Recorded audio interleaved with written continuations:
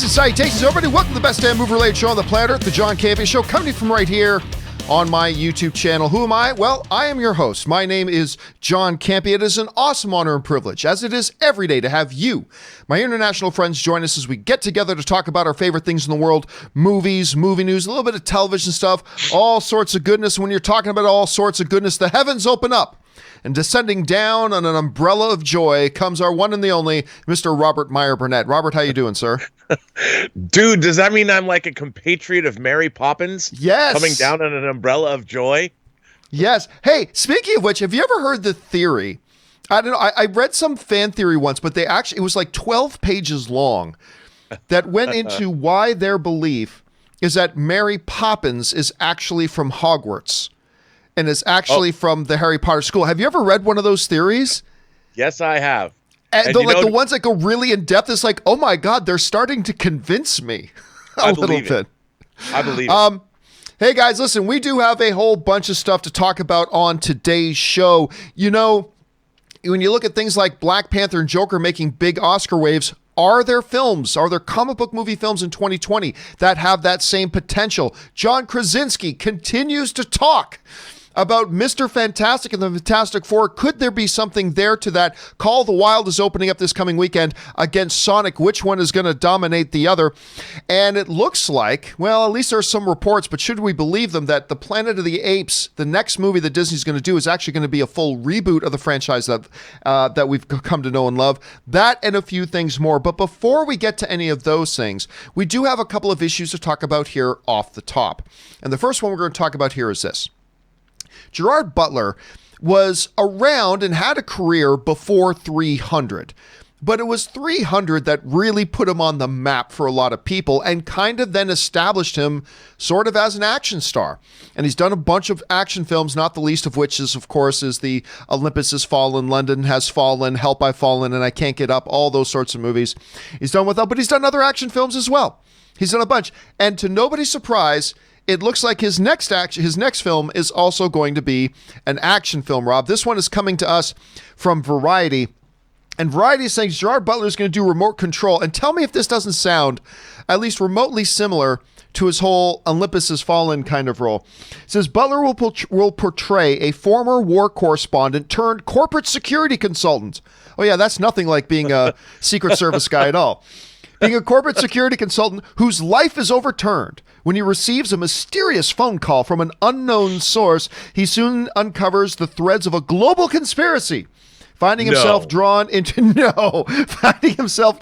a fight for his life, pursued by a powerful shadow organization, and is framed as a notorious international assassin. No! We've never heard about Gerard Butler in an action film as a security guy being framed for something he didn't do. What? We've never heard of this.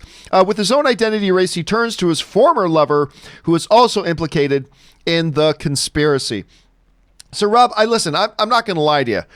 I read this. You're not? Because this just sounds too good to be true, John. No, I read this. And I won't lie, I kind of rolled my eyes reading this because it just sounds so similar to everything he's already done. But I got to admit, I will admit to you, brother, once I finished rolling my eyes, I stopped and thought about it and thought, well, wait a minute. I kind of enjoy Gerard Butler in these kinds of things. I like seeing him in these action movies. I like seeing Gerard Butler in action movies, and I still like seeing him in romantic comedies. Screw all of you. What was it called? It's not An Inconvenient Truth. What's that one he did? The Ugly Truth. I think The Ugly Truth is a masterpiece of the romantic comedy genre. I know a lot of people don't like it, but I did. Dude, so's 300. Talk about romance, man. I was in love with Gerard Butler in that movie. There's a lot of romance in 300. So, look, is it eye-rolling? Yes. But at the same time, I read it through and I thought, but I'd be kidding myself if I didn't say I want to see it. Because I just dig seeing him in these sorts of things. Rob, you hear about this movie and the plot and everything. Are you more on my eye-rolling side or more on my, I'm down to watch this side? How do you feel about it? Well, I have to say, I loved Olympus Has Fallen. I mean, I loved it. I liked it better than White House Down. And I actually, while London Has Fallen might not have reached the heights of verisimilitude that Olympus Has Fallen reached. I still greatly enjoyed London's Fallen, and I recently, as you know, I was in New York. I couldn't be on the show, and when I was in New York on the plane, I finally got to catch up with Angel Has Fallen, which, by the way, John, did not disappoint.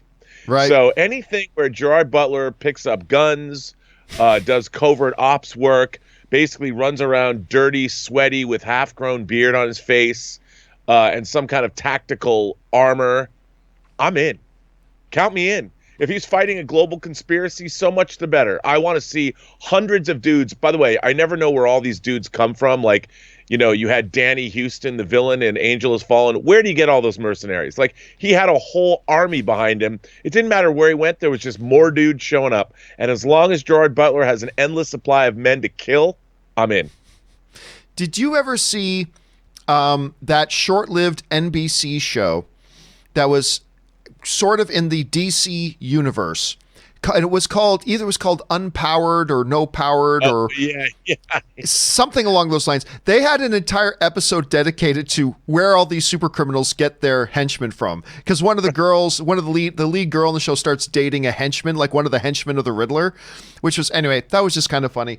Anyway, guys, what do you think about the sounds of this little Gerard Butler action movie? Is it eye-rolling? Is it exciting? Is it somewhere in between? How do you guys feel about it? Jump into the comment section below and let us know your thoughts. All right, one more thing to cover here off the top, Rob, and that one last thing we're going to cover off the top is this. Now, a lot of people, I'm not one of them admittedly, but a lot of people are very excited about Bill and Ted 3.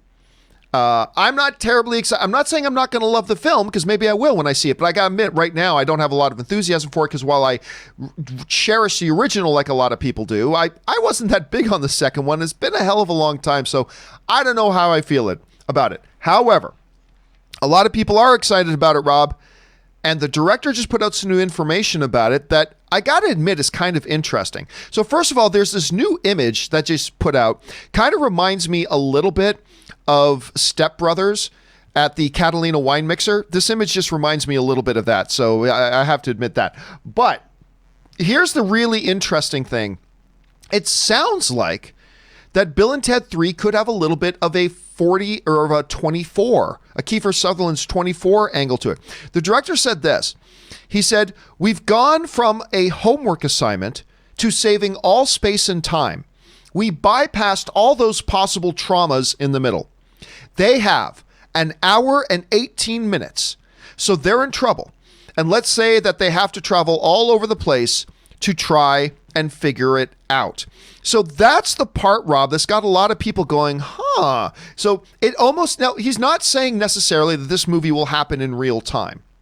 I don't think the movie itself is only going to be an hour and 18 minutes. So there's probably, setup to the film, whatever, and then they might do a 24 thing where I don't know if they're going to literally put a counting clock on the screen and follow them in real time. And then once we get to the end of the movie, we go out of real time. I mean, I don't know, but I got to admit, this is something different for Bill and Ted. And I always kind of like it when we see franchises do something different and try to attempt something a little bit weird. And I think this is interesting. Now, again, we're kind of interpreting what the director just said, so we don't know for sure that's exactly what they're doing. But if that is what they're doing, I got to say, Rob, I'm actually kind of interested. What do you think? Well, I'm interested in this movie just in general. I'm an unashamed, unabashed Bill and Ted fan, and I like the creative team behind this movie. So I'm hoping for the best.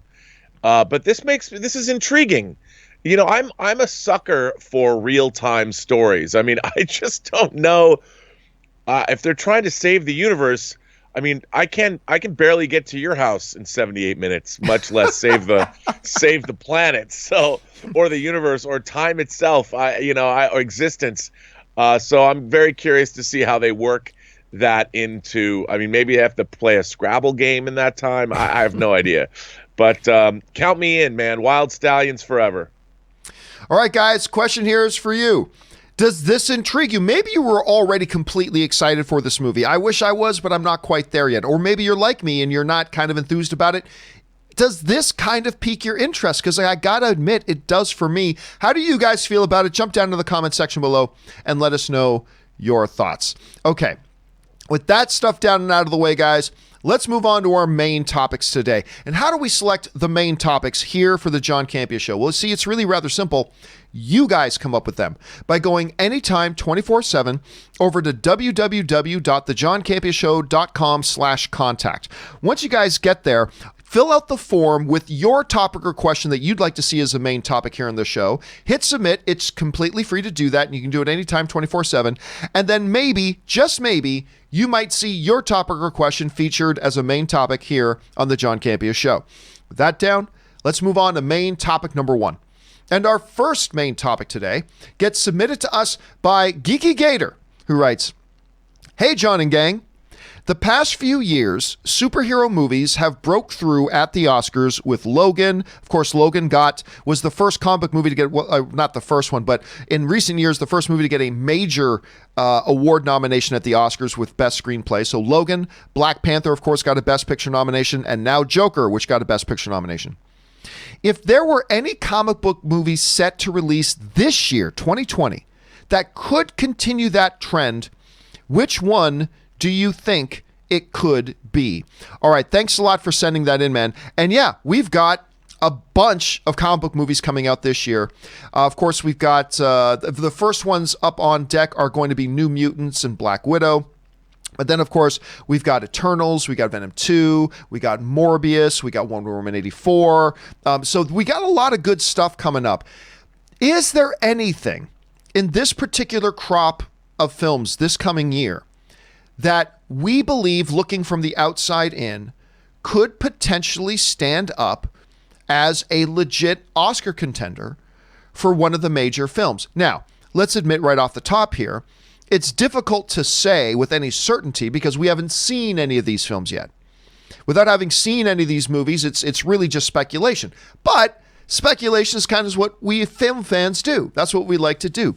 So, Rob, I want us to go through here a couple of these films that are coming out and talk about, if from the outside looking in, if we kind of see any films that kind of stand out to us as being possible, possible Oscar contenders that could, when the next Oscars come around, that maybe these ones stand up and have a shot. So let's take a look at a couple of these things here. We got Bloodshot. Hell no. No. Let's just call it what it is. I love Vin Diesel ain't making Bloodshot to try to be an Oscar contender. He's making this to have just some balls to the wall fun and give a good experience to the audience, and hopefully that's what that delivers. But I give like 0% chance that Bloodshot garners any of the major Academy Award nominations this year. Rob? I'd say a big negatory on that, good buddy. Yeah. There's no way. I mean, one of the problems with all of the films I think coming out this year is that they're all very steeped in the genre itself. I don't see them transcending the genre. But as far as all of them goes, I think I can pretty much rest assured, John, say that no chance in God's green earth or on God's green earth does Bloodshot have a chance to draw blood at the Academy Awards. Could be fun. Could still be very fun and a really entertaining time, but we just don't see that one going there. All right, this is interesting, Rob. New Mutants. Let's talk about New Mutants for a second.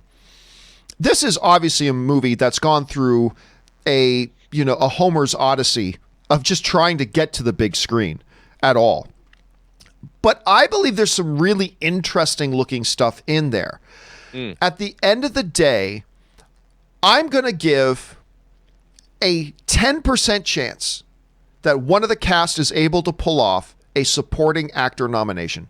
And I'm including supporting actors as one of the major awards. I'm going to give a 10% chance. With all the drama that's going on, I just don't see getting anything else. But I'll go 10% that maybe a supporting actor, that maybe just somebody jumps off the screen at us, and maybe a slight possibility there. What do you think? Maybe. I mean, it certainly has a decent shot of having good performances in it. I don't know if they're Oscar caliber. I might say, like with all of these movies, they could all get technical awards. I mean, what if New Mutants gets a cinematography award? But we're focused on like the real, like the significant, the major ones here. And what is it? Anna Taylor, who is in, Joy. Yeah. Joy. Yeah. Yes. Maybe, but I just don't see it. I think it's, again, too genre. It's not even like it's not even a marquee X-Men movie. It's like the second stringers. So. But they can surprise us. They could Joker's too. just the villain to the Batman, and look how that did. Okay, let's go back over here. No, I don't know. Yeah, maybe. I don't see that happen. Not with all the troubles they've had. I just don't see that happening. All right, let's look over it here. Black Widow. Black Widow. Not a Best Picture contender, I don't believe. I don't believe we're talking to her. But, you know, the Academy loves themselves some Scarlett Johansson, as do all of us. They love their Scarlett Johansson. They just nominated her twice this year. They nominated her in lead actress, and they nominated her for supporting actress. You see any kind of an outside shot that maybe her final, quote-unquote, final turn as Black Widow might catch some attention and maybe put her in the running for a Best Lead Actress category here, or do you think that's pretty much a zero? I just don't see the Academy nominating her for Black Widow. You know, if it was the first time we'd ever seen Black Widow and it was a breakout role, I would say perhaps. But, you know, since she came onto everyone's radar with Iron Man 2, I just can't see, as great as she is in the role, I don't see it happening. Maybe Florence Pugh could get an award nomination, but maybe I don't see Scarlett getting one for this. All right. Let's move on to another one here.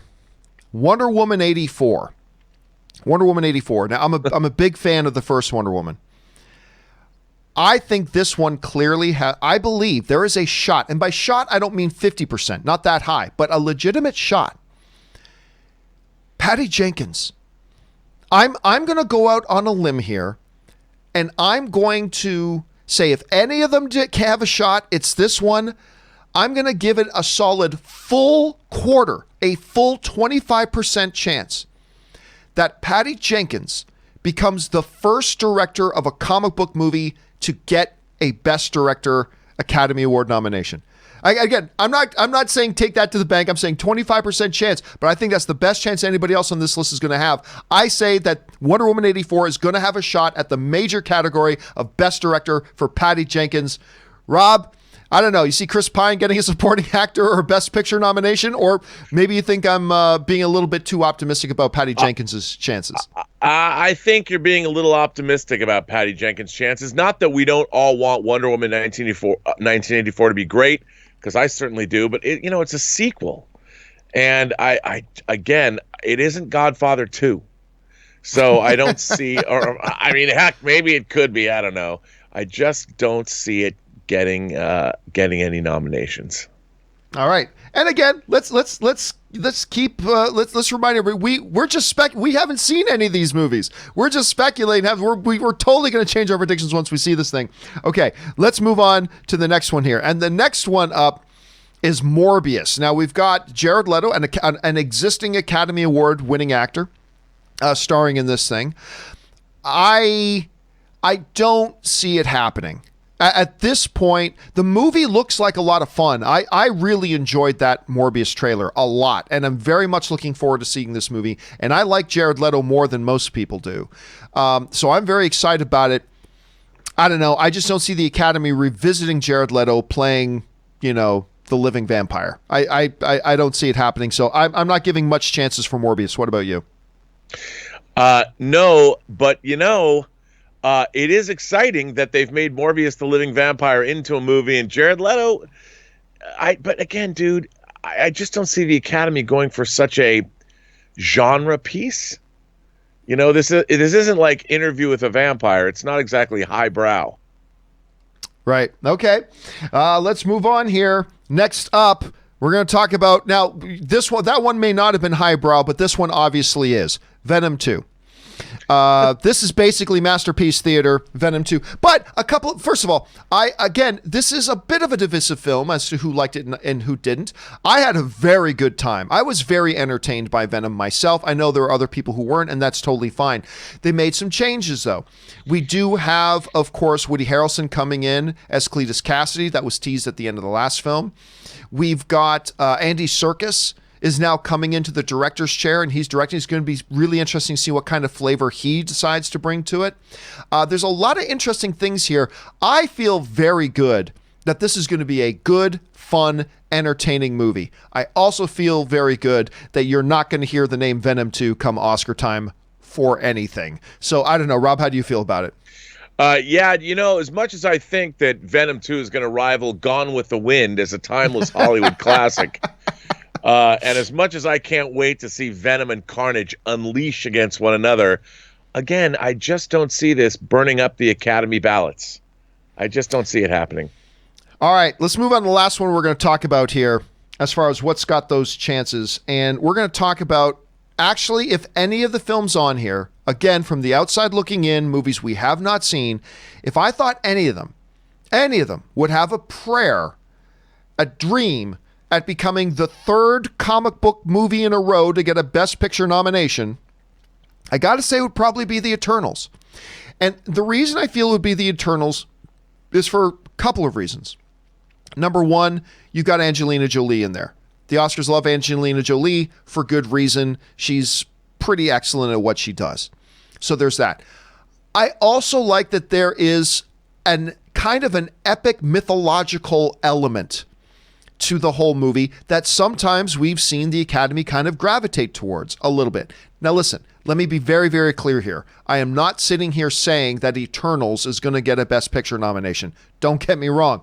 But I think out of all the films coming out this year, I think if any of them actually have a whiff of a chance of maybe being that kind of a movie, that it could be the third comic book movie in a row to get a Best Picture nomination, I think it's Eternals. Rob, what do you think? I think you're probably right. As you know, this is the comic book movie I'm the most eagerly excited for. And I think, if it deals with political issues, I've heard that it supposedly covers thousands of years of time. Again, while I love the Jack Kirby original source material, which is pretty wacky, I do think this does have potential depending on how it's handled. I think this is the closest thing Marvel has going to say something Lord of the Rings-esque.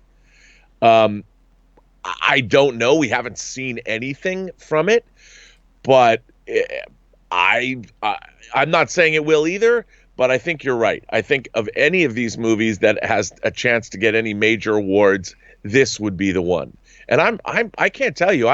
I'm very, very excited for this movie. And I don't know why, but I've always loved the Eternals, the Deviants, and I think this could be epic. All right, guys. So there you have. That's what we kind of see as being the chances. I really see the only legitimate chances, and these me be using the term loosely. I believe the only legitimate possibilities here are Patty Jenkins for directing for Wonder Woman 84 and Eternals for Best Picture. Those are the only really true, even remote possibilities. But again, we may change our minds when we see it. Question is, guys, when you look at the upcoming slate of comic book films for 2020, do you see any potential for that streak that we've had with Logan getting major nominations, Black Panther getting major nominations, Joker getting major nominations, including a Best Lead Actor win, by the way?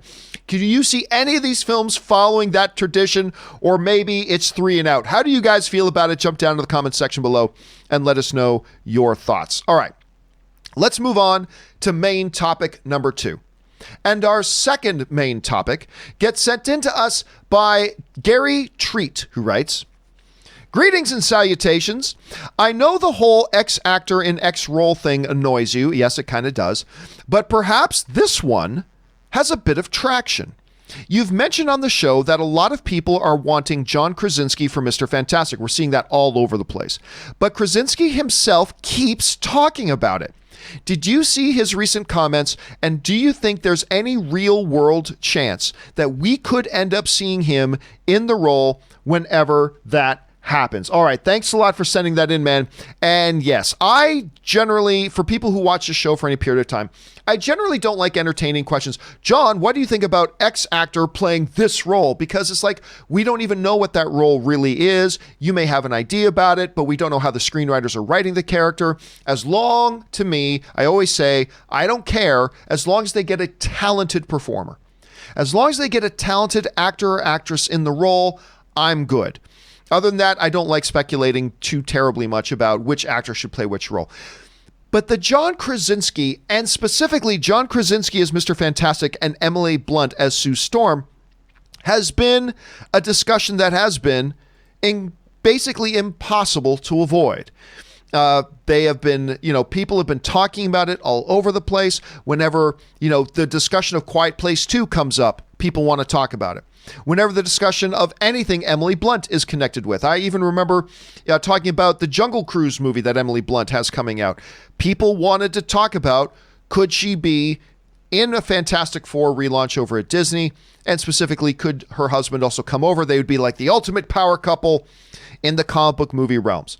So yeah, I don't like to talk about it too much, but the reality is John Krasinski himself, as you pointed out in your email, Krasinski himself keeps talking about it. He's been talking about it for like over a year, and then this past weekend, he talked about it again. Now, he was asked about it, but he's not shying away from these questions, and this is what he had to say. He said the following: I would love to be in the Marvel Universe. I love those movies because they're fun, but I also think they're really well done, and certainly a lot of my friends are in those movies. I have no idea what Marvel are thinking, but if they are considering me for Mr. Fantastic, continue to consider me because I would love it. Now, I just want to read that last part again. But if they are considering me for Mr. Fantastic, and he actually puts in a specific character, if they are considering me for Mr. Fantastic, continue to consider me because I would love it. Now, listen, Rob, we've talked about on this show before that, okay, big deal. Actor who works as an actor for a living says he would like a job. Woo, stop the presses. Big headline, right? But the reality here is this is not the first time Krasinski has entertained these thoughts and entertained these questions. He's actually been pretty vocal about it. And I think that creates a pretty unique situation here. For instance, somebody said, John, did you hear that a bunch of the original Power Rangers actors are saying they would be up for coming back to do a new Power Rangers movie with the original crew? And I'm like, out of work actors saying they would like to be in a big budget movie. Of course they would. Of course an actor would say, I'd love to play this, and nobody wants to burn any bridges, but there does seem to be a little bit of legitimacy here. So Rob, I want to ask you this question. First of all, would you be interested understanding John Krasinski's work? Maybe you like it, maybe you don't. So would you, number one, be interested in seeing a John Krasinski as a Mr. Fantastic, and maybe by extension, Emily Blunt as Sue Storm? Number two, with all the talk going on about it, and considering how much he continues to entertain these sorts of things, do you think where there's smoke, there's fire? Like, do you think, number one, are you interested? But number two, do you think this could actually be a thing? How do you see it? Well, first of all, I don't think that there is any better casting on planet Earth to play Reed Richards and Sue Storm than John Krasinski and Emily Blunt. They're actually married in real life. Krasinski, all you do is gray up his sidewalls there, and he has the gravitas, he has the personality. But I'll do you one better. I'll bet you that John Krasinski and Emily Blunt do play Reed Richards and Sue Storm. And I'll bet you that John Krasinski will be directing Fantastic Four, because he certainly proved his chops. He certainly proved his chops with A Quiet Place. Yes, he did. Marvel has gone after indie directors, and I think they have. Marvel is nothing if not a family affair. They've had the same executive team in place. I can't imagine a better, more. I mean, just for the overall tenor of what that movie should be, I can't imagine a better fit unless John Krasinski, and having seen him on talk shows and everything, I mean, you never know, they're always acting, but I mean, just watching him speak and talk about how much he fell in love with his wife, I'm like, my God, to bring that kind of an energy to a Fantastic Four film would just benefit the whole enterprise. I want to throw in here quickly, Rob, just quickly. If they do that and they get, I guarantee you, obviously, if John Krasinski ends up directing Fantastic Four, the first guy that got to go out to be Dr. Doom is Rainn Wilson. Rainn Wilson needs to be Dr. Doom. I mean, right? You got to have Jim and Dwight back together again, don't you? I would think that's got to kind of be your automatic go-to. You got to have Rainn. Anyway, sorry, I'm just going on. So you're saying you don't just think that you'd like to see them do it. You think they might actually already be on board, and there's a you think he actually ends up directing a Fantastic Four movie? Yes, because, I mean, look, imagine the reaction of the fan base. I don't think, not since Patrick Stewart was cast as Professor X, is there probably a bit of casting that the entire world would embrace with open arms. Yeah. And I think if you want to, first of all, remember the Fantastic Four is fighting, they're fighting now 4 movies that haven't worked. And I think when Marvel puts out the first family of the Marvel comic universe and brings them over into the MCU, it's got to be a party, man. It's got to be a celebration. And I think this is the way to do it.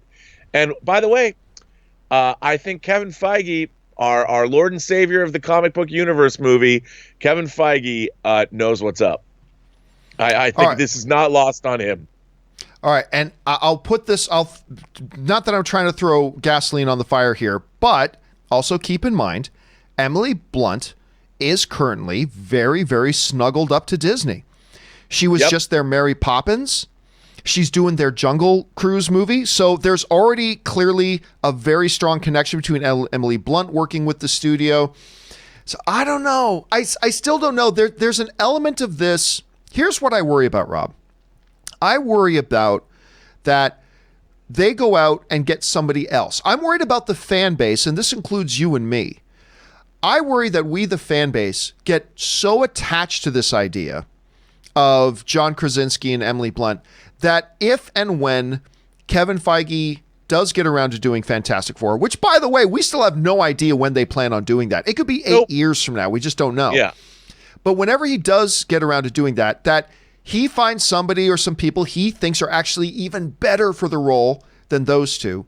But we, the fan base, have already convinced ourselves it's going to be those two, and we get so attached to the idea that we're going to grumble when whoever they cast for the role actually comes out. So that's the one thing I always get worried about when we start getting into the fan casting and stuff like that we convince ourselves, because it's not like we haven't seen it before, right? Where we fans get so attached to either a theory or a casting idea or something, and then they don't do that, and we instantly just get turned off from it because they didn't do what our theory was. And I'm a little bit nervous about that, but I don't know, man. Like, you and a lot of the fans are making a lot of sense to me, and you might be convincing me that this might already be a done deal. This might already be a done deal. I mean, the thing about it is, it's so perfect, and it's got so much going for it on so many different levels that, I mean, unless you're going to get like Peyton Reed to come back and make it a 60s period piece or something, and they go in through the quantum realm and come back. I mean, which could be an interesting thing. Like, what if? Well, you and I have both said before that we actually don't mind the idea of a Peyton Reed doing a Fantastic Four. I mean, look, and you know what? Maybe Krasinski wouldn't want to direct something like this because he feels it might be a little bit beyond his grasp. So I'm not married to that idea, but I think Emily Blunt's only 36 years old. Reed Richards, they always were sort of more Johnny Storm is Sue's younger brother, and then the age is correct. I just think it's too perfect. It's like, why wouldn't you want to do this? I can only think of one thing. We have heard whispers before with no confirmation, so this might not be true at all. But we have heard whispers before that Disney might be interested in actually doing kind of what Fox did with the most recent Fantastic Four, in the sense of going younger. We have heard a theory that they may want to go younger, like mid-20s. You've mentioned Emily Blunt is 36, John Krasinski is 40. So, which I think is perfectly, I personally think that's great ages I think that's perfect. But if they do want to go younger, that kind of puts them out of the running. I mean, that's the only, like, you were asked, why wouldn't you do it? The only thing I can possibly think of is it ain't talent that's going to keep them out of it. The only thing I can think of is if Disney and Kevin Feige really have it set in their heads that they want a younger group. I don't know. Can you think of anything else? I can't. I'm grasping at straws here. But you know, it's funny because to me, the Fantastic Four, even when I was reading their comics, you know, during the Byrne era and stuff, I'm like, they're not kids, and trying to make the Fantastic Four like young, I don't think works. Reed Richards has gravitas. He's one of the most grounded, he's I don't want to call him an elder statesman, but he's one of the most definitely respectable men in the Marvel universe. And I want to believe that Reed Richards is that guy. And you make the Fantastic Four skewing younger, and I just don't buy him anymore. I'm like, the Tim Story Fantastic Four stuff, it never felt right to me. Everybody felt miscast, and I never felt like, I didn't buy it, but I would buy Emily Blunt and John Krasinski. I kind of dug Michael Chiklis's thing. I don't know why. He was good. And I didn't mind Chris Evans. I didn't mind Chris Evans as Johnny Storm either. I didn't mind Chris, but I mean, yeah, there were a lot of problems there. All right, guys, listen. How are you feeling about all this? Rob seems to think that not only is a possibility, it might be a done deal. Keep in mind, of course, Emily Blunt has been working a lot with Disney. Maybe he could even be directing it. Maybe you're a little bit more skeptical than that and say, come on, guys, this is not how it happens in the real world. All the fantasy fan casting. The only time I can really think of it actually following through was the example you brought up, Rob, which was the Patrick Stewart as Professor X. That one happened, but it really doesn't happen very often. So what do you guys think? Number one, I need you to jump down to the comment section and tell us, first of all, do you like the idea of a John Krasinski as a Mr. Fantastic? And then the second question is, which is a totally different question, do you think there's actually something here? Do you think where there's smoke, there's fire? Do you think that maybe like Rob does, that this could be a done deal? I want to know what you guys think. Jump down to the comment section below and let us know your thoughts. All right. With that down,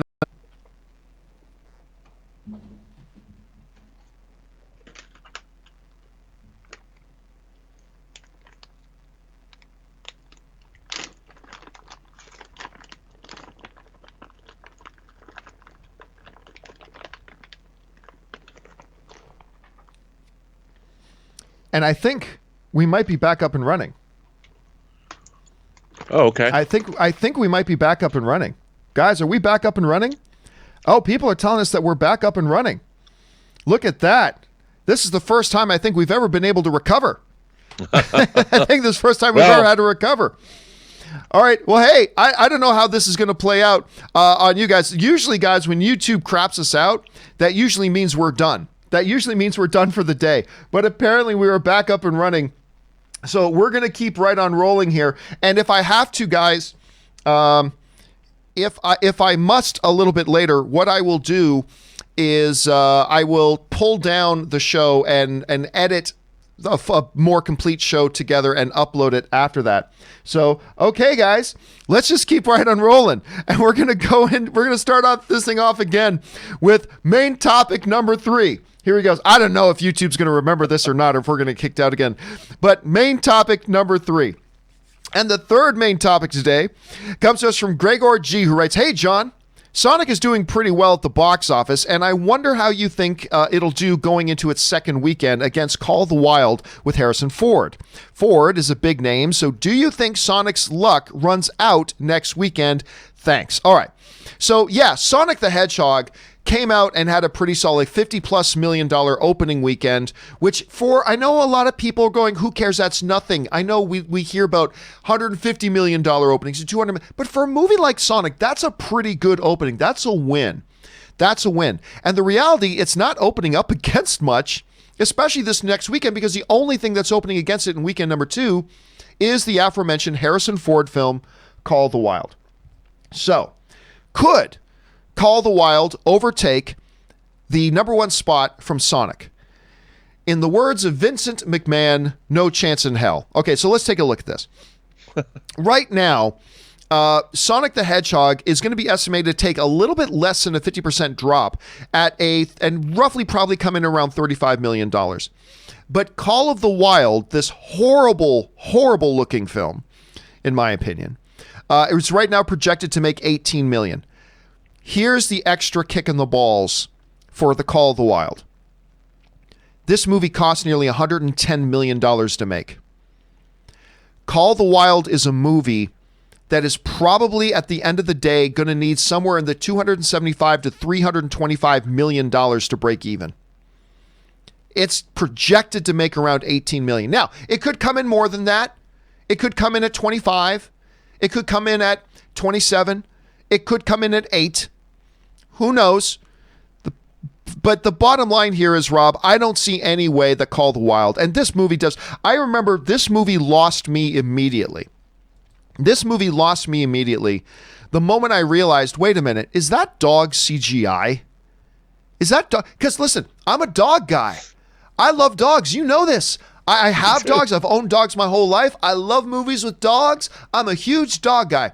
At the moment I realized this dog's CGI, and they're giving him Disney-like animated facial features, which I just thought looked stupid. And I'm like, I am never... Now, you may not be this way. For those of you watching this, you may not feel this way.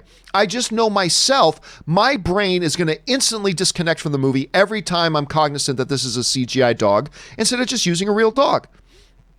Now, I understand there might be things in this movie that would be problematic doing with a real dog. Like if the dog dives into an icy river and goes over a waterfall. Well, you don't want to do that with a real dog. Fine, use CGI in that moment. But using a CGI dog when he's just standing there, I don't know, Rob. And maybe this is being unfair. I fully admit maybe it's being unfair. But I just found the moment I processed that this is just a CGI dog instead of using a real dog, I completely disassociated from the movie, and I cared zero about it. Which sucks because I love Harrison Ford. I love Harrison Ford and I like dog movies, but I'll be shocked, Rob, if this thing cracks 25 million opening weekend. So I personally don't believe there's any chance that Sonic the Hedgehog is not still the number one film, even though it's only going to be around 35 million. I just don't see any chance that Sonic isn't the number one film again, weekend 2. I just do not see the Call of the Wild passing it. How do you see it? Well, I think this movie is going to be a box office disaster, frankly, for that very reason. I don't understand who greenlit a movie that cost over $100 million with a CGI dog. Like, why? I'm a dog lover too. I have 2 dogs. Why would anybody want to go see a movie about a man and his dog if the dog isn't real? I mean, part of the appeal of movies like this is the fact that you get to see trained dogs do fun things. You know, and I call myself the Viceroy of Verisimilitude. I can't even imagine watching this movie, John. I think it would be smarter, and we know it can be done, if the effects team figures out a way to take that dog and put him into Sonic for its second weekend, and they can team up against Jim Carrey. And I think maybe this is all just a clever ploy, and Harrison Ford actually is going to get moved over into Sonic, and Call of the Wild doesn't even really exist, and it's going to be Harrison Ford, Sonic, and that dog versus Jim Carrey. I mean, that's a movie. And Harrison Ford. Yeah, and Harrison Ford. He teams up with Sonic and the dog. I mean, I just don't know who greenlit this movie. I understand Call of the Wild is a book. It's based on a book that's been in print for 100 years. I think the last time this movie was made was in the mid-30s, like 1935. And it's like, I get it. It's a classic tale. But by God, John, who thought it was smart to put Harrison Ford in a movie like Indiana Jones, where the Indiana Jones movies where the stunts were real, where he really was dragged behind the back of a truck, you know, down a dirt road? Why would you team Harrison Ford up with a CG dog? Why would you do that? That's supposed to be real. A survival tale in the Yukon. I mean, what? The bigger question to me, and it piggybacks on yours, is how do you greenlight this movie at $110 million? Like, you want to make this movie as a plucky little $25 million movie that maybe you might be able to get the families in and all that kind of stuff. Okay, maybe you roll the dice on that. Yeah, $110 million for this? I just, like, Rob, and by the way, I was shocked because I had been talking that this was a Disney Plus release. It's not. This is a theatrical release film. But it's just, I've had it, I don't know why, but I've had it locked in my head that this is a streaming movie. And it's not. It's a theatrical movie, because if you guys seen some of the past episodes, you might have heard me going, yeah, so Call of the Wild's going to come out on Disney Plus. That's completely incorrect. I don't know why I've had it in my head that it will be. Maybe because it looks like total dreck. I don't know. But how any executive sat in a boardroom and said, yeah, Snowy Yukon with Grumpy Harrison Ford and a CGI dog. Yeah, sign off $110 million. Plus however much they had to spend to market it. This thing's going to have to make close to $300 million to break even, maybe a little bit south of that. This thing's going to be a financial bath for them. Like just a financial bath. I don't understand who the audience for this movie is supposed to be. I mean, families? I just families because Harrison Ford, 78-year-old Harrison Ford and a CG dog. Like, who thought this was a good idea? In what universe? Yeah, I don't get it, guys. Look, and we're not saying this might not be a very nice little movie. Maybe it is. Like, maybe it's a really good little movie. I just don't understand the financial decision-making behind something like this. But I don't know. Guys, what do you think about this? Maybe you think the CGI dog looks great, and that's why you're excited to see it. Hey, maybe that's true. I don't know. How do you feel about it? Jump down to the comment section below and let us know your thoughts. All right, guys. With that down and out of the way, let's move on to our fourth and final main topic today. And our fourth and final main topic today gets submitted to us by Jackson P., who writes, I'm a massive fan of the recent Planet of the Apes movies, and I just read a pretty disturbing story that the new film under Disney isn't going to continue on from the story in War for the Planet of the Apes, and instead will reboot the franchise. What the hell? Why throw away all that hard work and goodwill the last three movies have built up? What could they possibly be thinking? All right, thanks a lot for sending that in, man. And yes, right now, there is a story going around. You guys have probably seen it on some of the sites that you guys read, that the next Planet of the Apes movie that Disney is looking at doing will not be a continuation of the ones that we've had up until now, but rather be another new reboot. That's what they're talking about. Now, it should be pointed out that while there are a bunch of websites reporting this, and some reputable websites, remember what I always tell you guys. Where are they getting that from? Look to the source. And all these sites that are reporting about this all get their source. They're all getting this information from the same one website. It's a website I've never heard of. That doesn't mean it's not excellent. I'm just saying, nobody's heard of every website. This is one I've not personally heard of. It's called Discussing Film. And that, which is not one of the big trades, so it doesn't mean it's not true at all. I'm just saying, keep in mind that this information is not coming from the studio. It's not coming from Variety. It's not coming from Deadline. It's not coming from the Hollywood Reporter. It's coming from a site that I personally, again, doesn't mean it's not a fantastic site. I'm just saying I've not heard of it, called Discussing Film. So that's where they're all getting this information from. So let's take it with a grain of salt for now. All right. If we're going to assume for a moment, and granted, we're just assuming for the moment, that this is true, that Disney is going to be doing this as a reboot, I don't mind the idea. I'll be honest with you. I don't mind the idea. Listen, to me, War for the Planet of the Apes brought that story to a conclusion, because that story, you might as well have called it the Caesar trilogy. The centerpiece of all three of those films was beautifully and gloriously Caesar. Now, if you've seen the film, you know how that film ends. That story's done. So, and by the way, can I just point something out here? Look at this image. Can I just mention that while I enjoyed War for the Planet of the Apes, that it was one of the most bold-faced, lying, deceptive marketing campaigns I've seen for a movie in decades. Like, this scene here, this never happens in the movie. This scene never happens in the movie.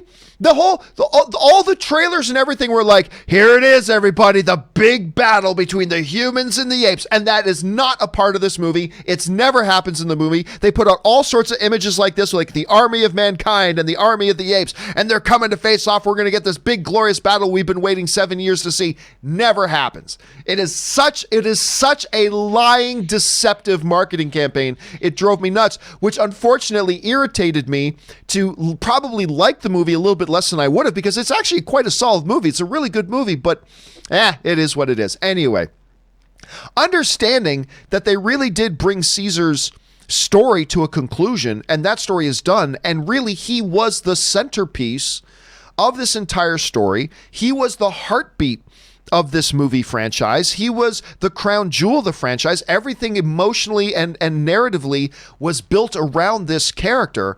Now that that character's gone, I gotta say, the idea of rebooting this franchise now, maybe even in a different era, and just saying it's a reboot, it's not connected, whatever, I don't necessarily think it's all that bad of an idea.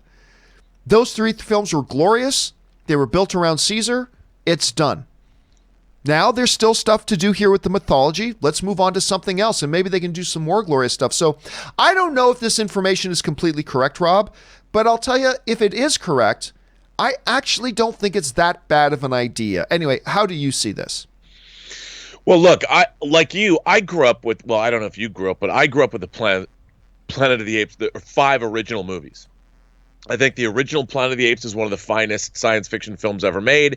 I have great affection for Beneath the Planet of the Apes and the other 3 movies. While they're the law of diminishing returns applies to them, I still enjoy them as a franchise. Not so big on Tim Burton's remake, but I loved the Caesar trilogy. I thought it even fits in with the original 5 films. You could say that there's a loose continuity there, but I really loved what they did with this Planet of the Apes trilogy. I think it was an astonishing feat of what CG and motion capture can represent. The fact that there was real emotion and pathos in these movies, but it's almost like I just don't know, where do you go with this franchise now that humanity has been essentially vanquished? And one of the things that's a staple of the Planet of the Apes movies has always been the push-pull. Obviously, it was mankind that was really front and center of the original trilogy. And in this case, they sort of flipped the script and they made Caesar the main character. But what do you do now? Show the development of ape civilizations? So you're just going to have apes and they're not going to relate to humans? I mean, you'd need a really spectacular idea to convince me that they could launch either another franchise or do another reboot with where it was left. I guess they would have to do a reboot, but then where do you go? Do you retell the story yet again? I mean, I don't know. Look, I'm always of the opinion that it seems a little dubious to me, but with a great script and a great creative direction and a kick-ass creative team, anything's possible. But I wondered, I'd rather see somebody take a crack at the Predator and Alien franchise and bring those back before this one comes back. I see. I look at it, Rob, as a situation that one of the things Planet of the Apes, with the mythology of it that we have always looked forward to seeing, was the pivotal epic battle that took place between the apes and humans that ended up with the apes ruling the planet. And as much as I love those 3 films that we just got, it never gave us that. It never did give us that. It gave us a disease that made humans stupid. Okay. Yep. And actually, narratively, that was kind of clever. I thought that was kind of clever.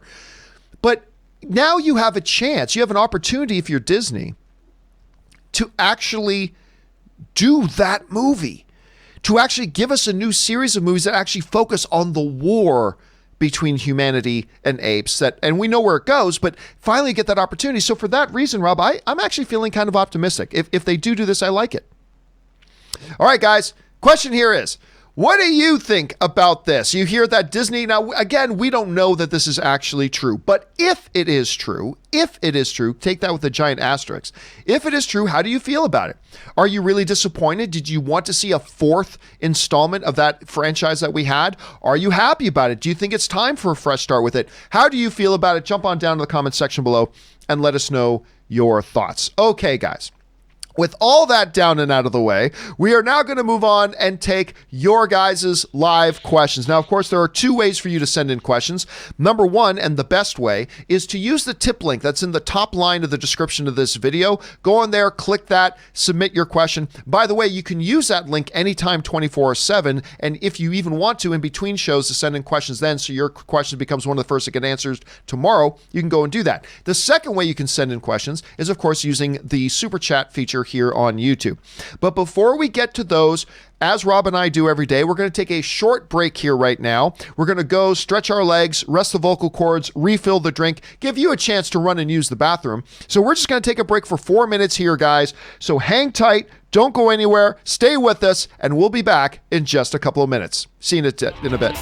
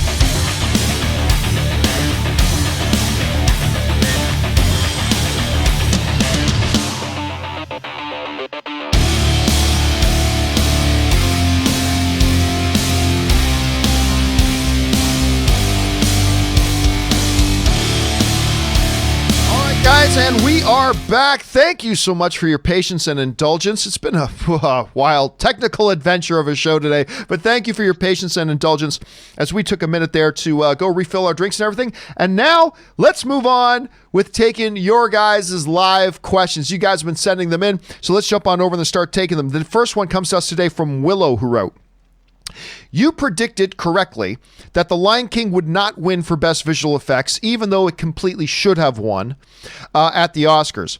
Why did you think that the voters would likely not choose it?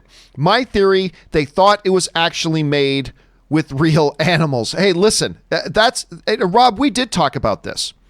We talked about this on the show that, it absolutely, Lion King is probably the greatest achievement ever in visual effects history. I mean, what they did is just unbelievably mind-blowing, and it defied we don't even grasp how insanely great the visual effects in that movie were. Whether you like the movie or not is irrelevant. The visual effects, but we said we don't think the Academy's going to go for it, though. Right. And the reason I felt that was for two reasons. One, even Disney themselves muddied the waters by referring to their film as the live-action Lion King. So they themselves muddied the waters on that because it's completely inaccurate. It's not a live. It's all digital. The movie's digital. It's all one big giant visual effect. So there was that. So I think there were still, just like there are a lot of average movie-going fans that just thought a lot of that movie was real footage with CGI animals put in. I think there were probably a number of Academy voters out of the 7,000 that didn't completely understand that. That's fine too. But I also think this is one of the reasons, Rob, why whenever people bring up the possibilities of having like a best stunts Oscar, I always say there's not really any way to do that because unless you're there on set seeing what's happening, you have no way of adjudicating what movie had the best stunts or not. You just don't know. All you see is a finished product on the screen, but as an individual Academy member, you have no way of knowing who did what and how it was done. The second problem is that the vast majority of the average Academy member and the vast majority of us audiences, we don't really understand what goes into stunts. So it becomes a hard thing. And I just can't help but wonder, and I'm just wondering and speculating here, that's all I'm doing is wondering. I cannot help but wonder if it's just part of it is that the average member of the Academy doesn't really get what was accomplished in Lion King. I think there's a number of them that's just like most people thought that a lot of it was live action. I think that part of it is they just don't get how difficult and what a mind-blowing achievement it was. And I think a lot of them just didn't like the film, which is fine. Nothing wrong with that. They just didn't like the film. But I don't know, Rob. Like, I think you agreed with me that Lion King should have won the Academy Award for Best Visual Effects. As you look back on it, other than personal taste, and it's all still subjective, why do you think it didn't end up winning? Well, when it comes to visual effects, I've always thought it's kind of a weird perception issue in terms of the viewer. And I really believe that we know as movie pundits or people that study motion pictures how difficult what they did was. But I really think when you see recreations of reality with talking animals and things like that, there is, and again, it's just a theory I have, that people look at it and go, well, you're just recreating real life with animals that talk. And we've seen animals that talk, so what's so groundbreaking about it? Whereas, you recreate a historical period, you create superheroes, or like in Star Wars, you give us spaceships and Death Stars. That's easier to pinpoint and go, oh yeah, those visual effects are great. But when you watch all of The Lion King and literally the entire movie, they say except for one shot or something, it's all a visual effect.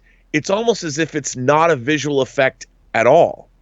You're lulled into this false sense of like, you're watching this movie, but you don't think that really there are visual effects because maybe they CGI the animals, right? It's like in Avatar too. I mean, Avatar, that whole environment on Pandora, none of it was real.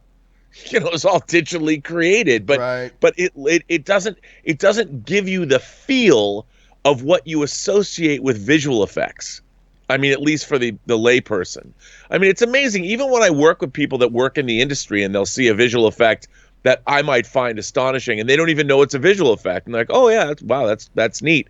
But if it doesn't overtly hit you over the head and scream, this is a visual effect, or if it's not presented when it's put up for nominations, like 1917 clearly showed you what they did in each individual shot to recreate reality.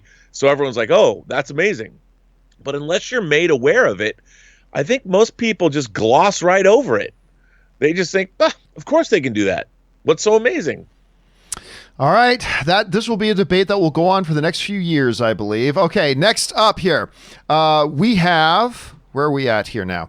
We are at 50 Shades of Geek writes, my heart goes out to the Chinese people for many different reasons, from Israel all the way to China. Stay strong. Yeah, the stuff going on with the coronavirus is crazy, and we're seeing it impact a lot of things. Apparently, I heard news today that the spread of it is now actually, because of all the containment they've been doing, it is slowing down. So hopefully that continues to be the trend. Bruce ate my bigger boat, which is a great Jaws reference there. Has there ever been a horror movie that traumatized you? Oh, yes. I watched The Exorcist as a kid and never recovered. As a grown adult, I still cannot watch that movie. If Linda Blair was my child's real-life friend back then, she would be banned from my house. Actually, it's funny, going back to what your screen name is. Yeah, Jaws. When I watched that as a kid, I didn't go into the water. I didn't go, John, we're in a lake. We're in a lake. There's no sharks. It doesn't matter. It doesn't matter. It absolutely traumatized me. And then as an adult, it was an American Werewolf in London kind of traumatized me. It still traumatizes me today as an adult, I should say. But yeah, I remember Jaws did that to me. Rob, did you have any? Dude, I got to go back to The Exorcist. It was one of the first pre-recorded video cassettes that I owned. I was 13 and I waited till midnight to watch it. And I couldn't get through the first 10 minutes that's at an archaeological dig in Iraq. That's how the movie opens. But the way it was shot with the 45-degree shutter angles and the cutaways to these dogs fighting, and then the image of the stone Pazuzu, I turned it off. And I the next day at like noon, I waited till the sun was streaming in. And that movie straight up, it terrified me. It's my favorite horror movie of all time. But I didn't realize how intellectual it was, and just how profoundly its depiction of the destruction of innocence, the corruption of innocence, really put the zap on me, because I was like Reagan McNeil's age, the Linda Blair's character's age, and it was like it was at the perfect time to watch it, and it really filled me with existential dread. And to this day, it's my favorite horror movie. All right, let's move on here. Next up, 50 Shades Geek writes, Woody Harrelson's picture looks to me like a flashback to before Cletus was in prison, but maybe I'm just building a narrative in my head too much. I mean, no, it does look a little bit like an older image, like it's something he would have been wearing in the mid-90s. But then again, he didn't look any younger in it. So I actually think it's probably a contemporary photograph of when the movie actually takes place. We'll find out soon enough. 50 Shades of writes, Sonic comes this Thursday in my area. You mentioned that it has a mid-credit scene. Do you know if it also has a post-credit scene? Actually, I don't know. There is a mid-credit scene. So once the credits start rolling, don't go anywhere. There is a mid-credit scene that is especially, actually, there's a couple of them. And so if you are particularly a Sonic fan, you're going to want to make sure you stick around for those. After the second mid-credit scene, I split. And I think most of the people in the theater split. So I honestly don't know if there is a final at the very, very end of the credits. I honestly don't know if there's another one. Maybe there is, maybe there isn't, but at least stick around for the mid-credit ones. Okay, let's see here. Someone's lawnmower writes, when Rob said Spader should host the Oscars, I instantly saw it in my head. I think that could be awesome. I love him on The Blacklist, and his voice as Ultron is incredible. Pardon me, in my opinion, I don't think it gets enough credit. So yes, Spader for the Oscars. Here's my one problem. I love James Spader. But I have my doubts that he could be the opening monologue guy, and I don't know that he can do that. I don't know, Rob, are you still feeling it? Are you still feeling James Spader to host the Oscars? Hell yeah. I mean, he's got, whenever I see him on talk shows and things, he's just got this great sense of humor. And, I think he would come out nattily dressed. And I just think that he would bring us, look, he had an incredible film career. Now I'm sure he's just comfortable cashing those big fat TV checks. And I totally get it, but I think he could absolutely be a great Oscar host. I'd love to see that. I mean, and you could pair him up, like you could bring out all the people that he was in movies, like he knows Robert Downey Jr., he was in Tough Turf with him, and he was in Lesson Zero, he knows Molly Ringwald. You could have a whole Brat Pack vibe, like the Brat Pack returns to the Oscars with James Spader. It could be awesome. All right. Let's move on here. Next up, Ezra West writes, Pattinson will be playing a much younger Batman than the one in the current DCEU continuity. So how will WB explain the change? Will the Flash movie, or will characters like Wonder Woman and Harley Quinn just ignore the fact that he's almost 20 years younger? Ezra, that's the billion-dollar question. That's the question there is. Obviously, the Flash movie isn't going to explain anything because the Flash movie doesn't come, well, if it ever happens, but it doesn't come until well after this. This Batman movie's already shooting. I mean, so we know when it's coming out. So there's going to be no explanation before that. Could be time period. Are they actually saying that Pattinson is the Bruce Wayne Batman? Is this like Joker? Does it happen outside of the DCEU? There have been a lot of little anecdotal things that have been said, but nothing, Rob, that I recall that being really, truly definitive. How are they going to explain this sudden shift in Batman and ages and all that kind of stuff? That's a billion-dollar question. I simply don't know right now. I've got a few theories, but Rob, do you have any kind of standard working theory in your head about how this is all going to shake itself out? I think it's going to be its own thing. I think it's outside the DCEU? I think it's outside the DCEU. I think that they're not even it's going to be its own, whatever it is, it's going to stand alone, and it's not going to be part of what we've seen. It's not going to be part of Aquaman or Wonder Woman, even probably The Flash. I think this is going to be its own self-contained universe, like the Nolan movies were. I think there's a good case to be made for that. All right, let's move on here. Next up is Firth Latham, who writes, I gotta admit that deepfake with Holland and Downey made a Back to the Future remake seem not so terrible. Do you see it? What are your thoughts? Yeah, I mean, deepfake today is deepfake. I really don't care about it much. I mean, it was kind of funny. For those of you who don't know what he's talking about, there's a clip going around that's a Back to the Future clip from the actual Back to the Future movie, but they deepfaked Robert Downey Jr.'s face on Christopher, what's Christopher's last name? Lloyd, on Christopher Lloyd's face, and they put Tom Holland's face on the Michael J. Fox's character. But they kept the real voices. They kept the real voices in there as well. And it looked good. I mean, look, seeing somebody's face on another character does not convince me that you should do a remake by any stretch of the imagination. But it was very, very well done.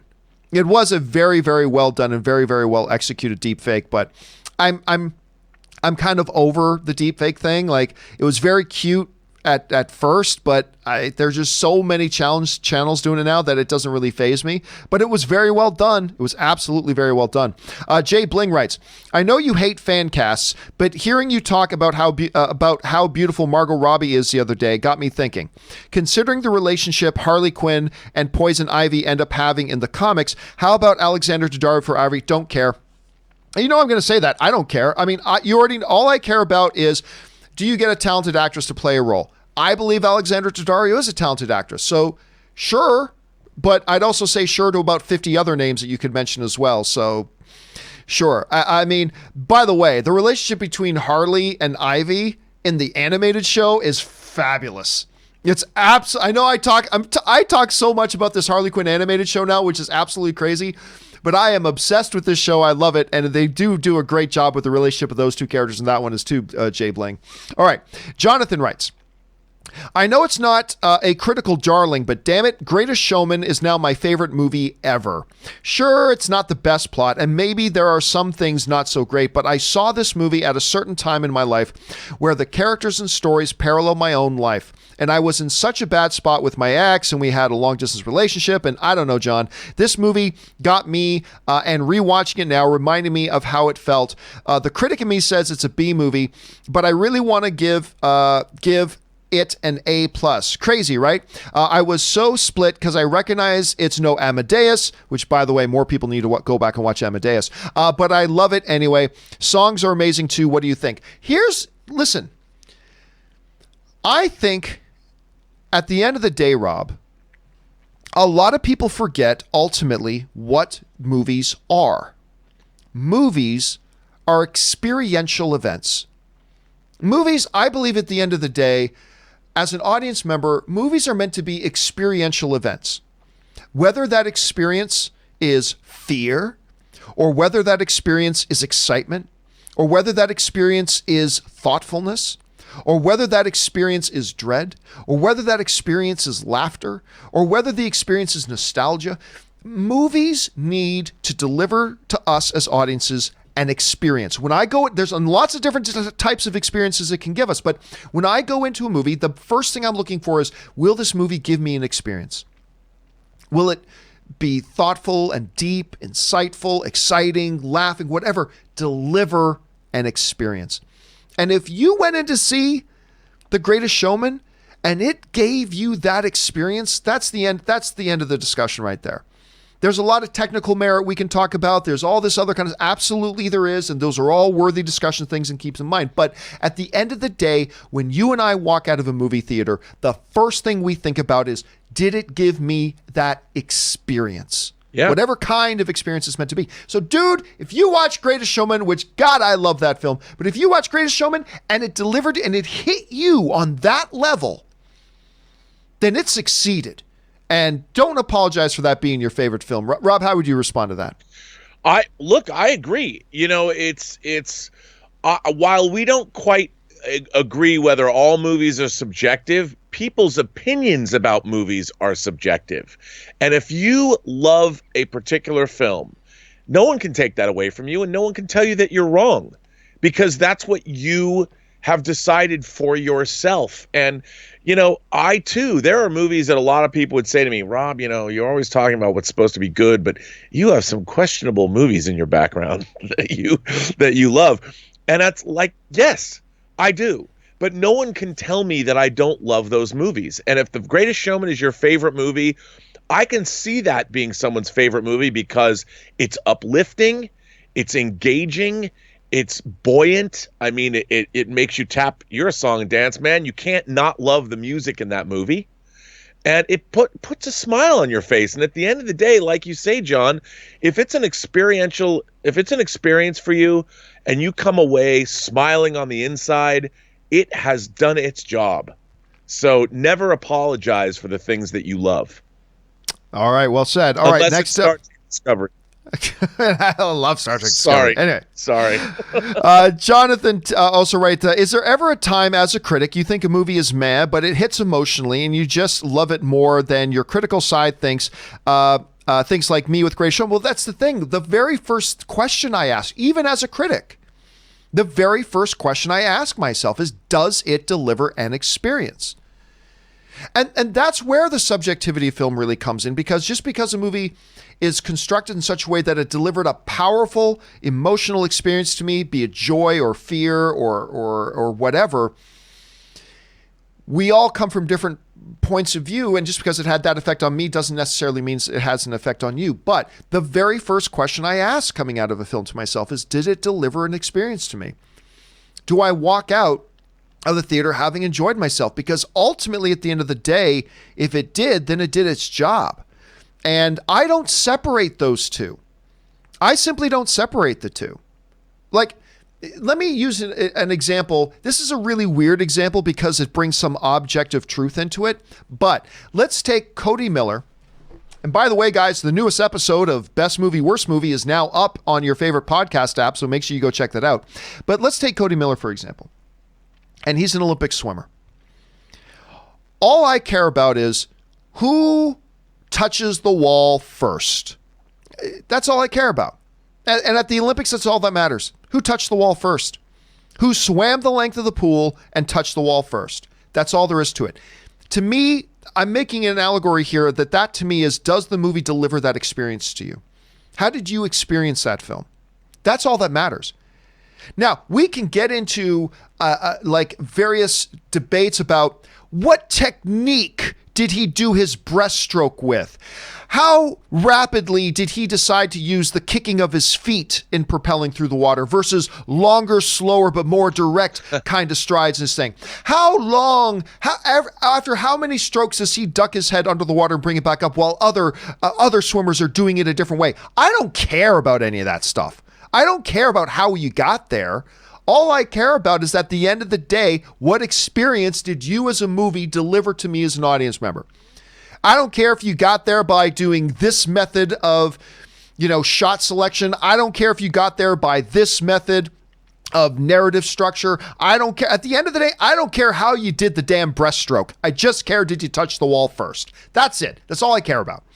And so, yeah, Jonathan, that happens to me all the time, because that, to me, even as a critic, that to me is what's important, and that to me is what matters the most. Anyway, moving on. 2019 Astros Cheated 2 writes, why, when talking potential Avengers leaders in Marvel Phase 4, do you leave off Professor Hulk as an option? I see him sliding into more of a potential leader role, but I rarely hear people mention his name alongside Captain Marvel, Rhodey, and Doctor Strange. All right, thanks for sending that in, man. So, one of the things we do on this show is that when people send in tips or whatever that are $50 or more, we answer the questions, but then we also make a standalone video. So one of the standalone videos that I put up yesterday was somebody asking me, now that Cap is gone and Iron Man is gone, who do we kind of see in Phase 4 stepping up to be the natural leaders of this Avengers universe? And I threw out a couple of names. I said, T'Challa is a name, Captain Marvel is a name, and I go in the video about all the reasons why it could be those people. Rhodey was one of the names. So 2019 Astros Cheated is asking, why don't I include Professor Hulk? It's very, very simple. We're asking who could be the leader in this universe. Hulk ain't a leader. And Bruce Banner is not a leader at all. As a matter of fact, if you ranked the least amount of leadership in all of the MCU, the Hulk would be right up there at the top as having the least amount of leadership. Bruce, even in the MCU, has always very much been a follower. He follows the lead of other people. And he makes decisions for himself and all that kind of stuff too. But there is simply, the Hulk is one of my favorite characters in the MCU. And him not being a leader does not make him any less of a great character. It's just who that character is. But there's nothing about that character that says leadership. You know what I mean?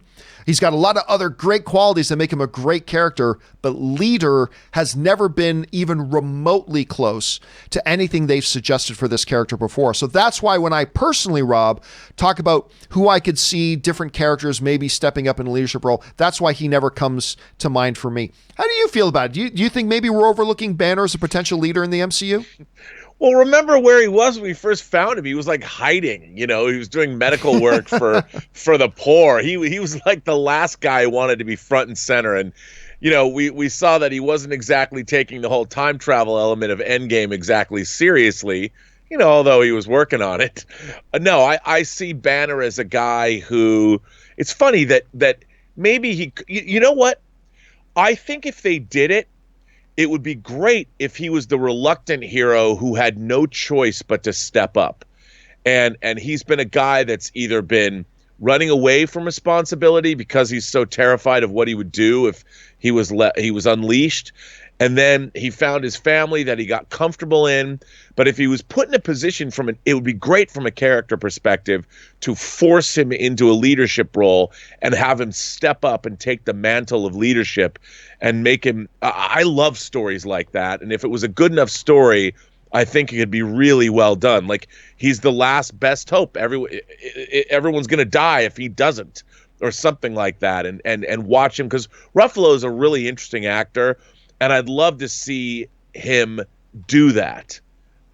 Who knows? Again, though, my thing is they've never showed any at all characteristics in him that he could do it. Like, especially when you're talking about an MCU where, like, Rhodey is a career leader. He is a leader. T'Challa is a king. He spent his whole life training to be the leader of people. He's a king. Thor was the king of Asgard.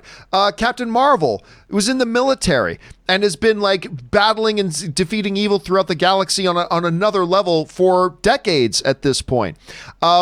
Even Black Widow, but Black Widow's out of the equation now. So there's just Doctor Strange is like the sorcerer supreme, kind of trying to keep the Earth protected with his other sorcerers from, other dimensional evils.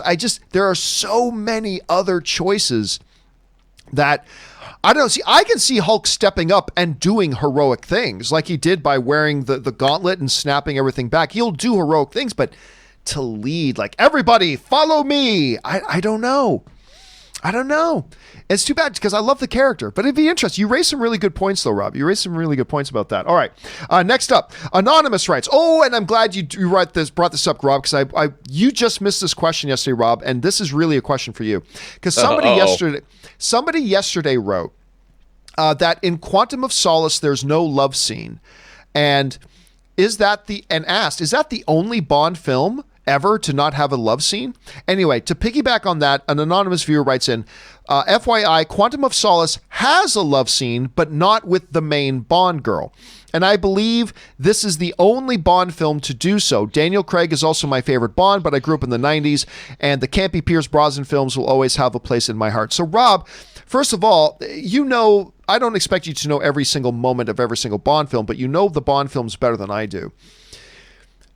I can't remember about the love scenes in Quantum of Solace, and if so, can you think of any other Bond film that didn't actually have Bond having a love scene with the Bond girl or one of them? Well, it was with Strawberry Fields in Quantum of Solace, and it wasn't with Olga Kurylenko, which makes sense because I think it would have compromised her character. But I don't think so. I think with the main Bond girl, there's always been some kind of hanky-panky that's gone on.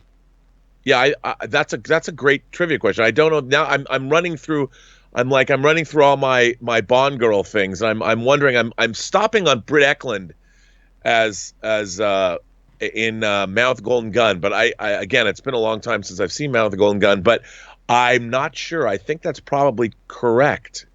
That Bond does not bed down with the main Bond girl.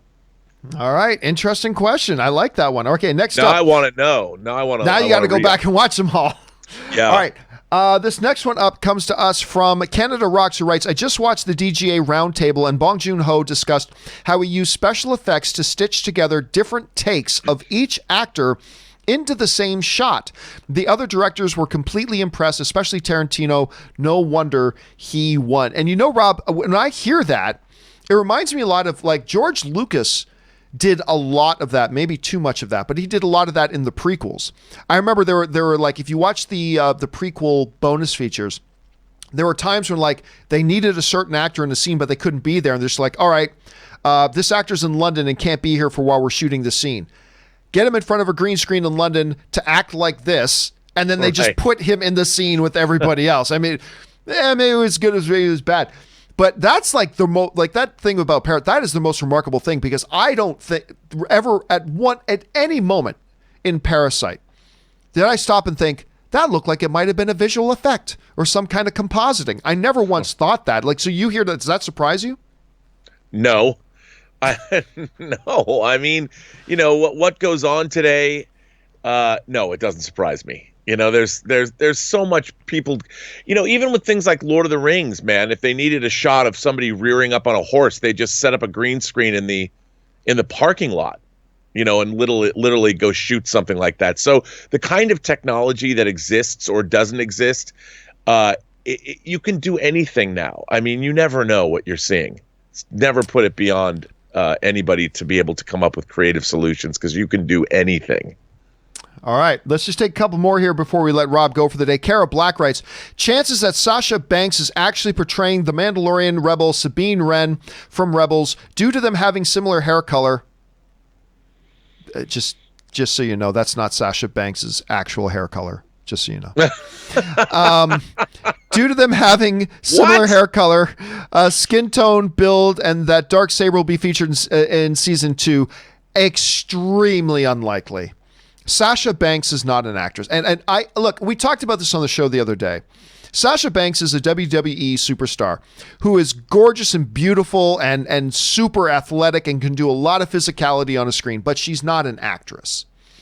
And I don't see Jon Favreau being so dumb as to take a actual real flesh and like a real character that's going to require actual acting, and give it to somebody who's still a professional wrestler, hasn't trained in acting. And because at least, again, I'm freezing on her name again, Cara Dune, who played Cara Dune again?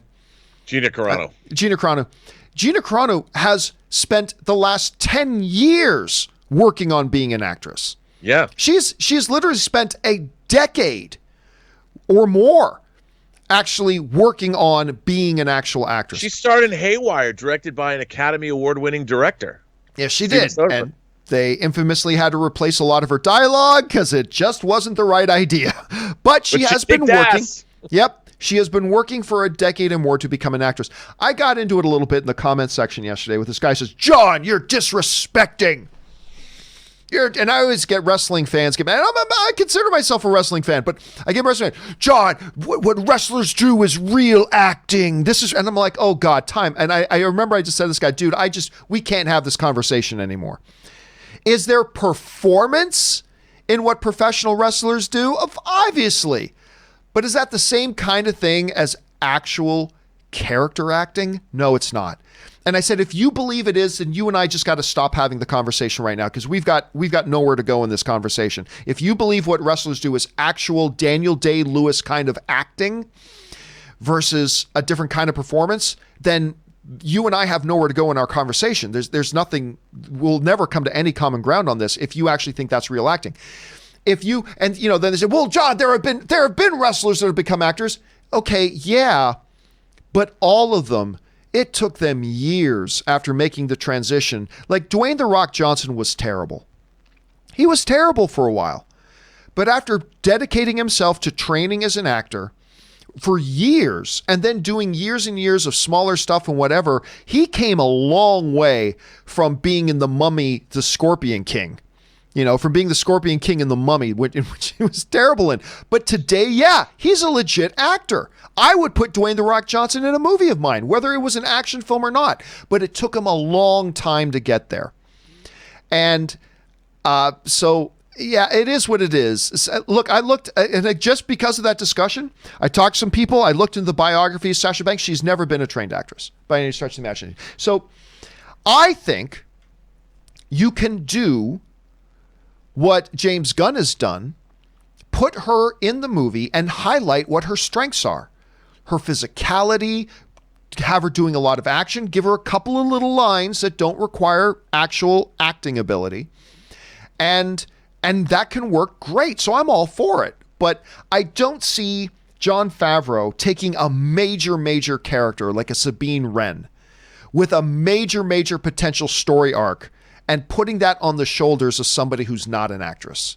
I right. Don't see Jon Favreau doing that. I don't know, Rob. Maybe I'm being too cynical. Maybe I am. Maybe there's a good argument to be made that I'm being too cynical. But I don't know. How do you feel about it? Well, look, wrestlers are performers, and you if you're going to cast somebody like that in a show like The Mandalorian, if you need a warrior or you need somebody to fight or you want a certain look to create part of a team or something, I think you like you absolutely just said, you hire people based on their strengths. And it's not like she's going to be required to recite Shakespeare's iambic pentameter dialogue on stage in front of an audience at the Met or something. It's do they do things at the Met? That's the opera. But you know what I mean. She's not going to do that. And it's probably something that plays right into her strengths, and that's why they brought her in the first place. They knew, they're like, we have a character that looks like this. We want her to be able to do that. Who can we find? Boom, and she gets hired. There you go. I agree. And hey, Rob, listen, we've already taken you past 10:30. Our apologies for that, but we know you got things you got to do. But in the meantime, buddy, where can people find you and your great adventures online? Well, you can find me on Twitter at BurnettRM, find me on Instagram under Robert Meyer Burnett, or find me on my own YouTube channel, The Burnett Work, and my show, Robservations, the show about something, John. All right, dude. So we will have you back again tomorrow. Good to have you here as always, sir. And we will talk to you later. All right. Guys, so we're going to keep rolling on here. We still got about 20 more minutes to get through your questions, so let's keep right on rolling here. Russell Drinkard writes, I've heard the VFX studio for the Sonic movie went out of business. Oh, I did not hear that, but if that's true, that's become a tradition in Hollywood, man. Went out of business. Does this hurt its chances at getting a sequel? No. And do you think it will get one? I think right now, if I had to put $10 on whether I thought Sonic would get a sequel, my guess would be yes. That said, this movie has not yet broken even, so let's give it some time. Let's see how well it does. But if I had to put $10 on it right now, I'd say yes. The visual effects company that did it going out of business, that doesn't affect it at all, unfortunately. But that doesn't affect it at all. The studio will just go and get another visual effects company. And that has been one of the unfortunate and hard things about the visual effects industry is that they really are seen as disposable commodities. It's like, we ran that company into the ground. No big deal. We'll just go do it to another one. It's an unfortunate reality, but it is the reality. It sucks. But no, if that's true and the visual effects company had gone out of business, then actually, no, that will have absolutely no bearing and no implication, at least in theory, about Sonic getting a sequel, unfortunately, positively or negatively. I don't think it's going to have an effect. K Major writes, why do people continue to ask Ford Star Wars questions when he clearly doesn't respond well to them most times? Feels antagonizing to me. They ask him because that's what everybody wants him to talk about. That's why they ask him. And I agree. It feels cringy when people ask him Star Wars questions, but it's the greatest motion pictures of all time. It's the most influential motion pictures of all time. And he's Harrison frickin' Ford. So I understand the temptation to ask him Star Wars questions. Like, listen, the first time I interviewed Harrison Ford, and I've been lucky enough to do it a couple of times, but the first time I interviewed him, it was for Cowboys and Aliens. Whatever. But it was for Cowboys and Aliens. And listen, I'd be lying if I didn't tell you that it was even tempting for me to ask him about Star Wars. But I kept it totally pro, and I just stuck to Cowboys and Aliens. And then when I interviewed him for that computer hacker movie that he did with Liam Hemsworth, I stayed completely professional and I only asked him questions about that terrible movie. But I understand there is a temptation to do that because it's Harrison Ford and it's Star Wars. So I get it, but I agree it can be annoying. All right, D&D writes, which director who hasn't made a feature in a while would you most like to see return to the screen? David Lynch, Frank Darabont, or somebody else? I would have to sit down and think about that, so I'll narrow it down to Lynch and Darabont. Listen, I'd really be curious to see what Darabont would do. I would love to see Darabont. Of course, Lynch, yes, but I think for now, especially when you look at the history of the films that he's done, and you know which films I love most in life, I think Frank Darabont is the guy. If I was given a magic wand, and I had my pick right now of, I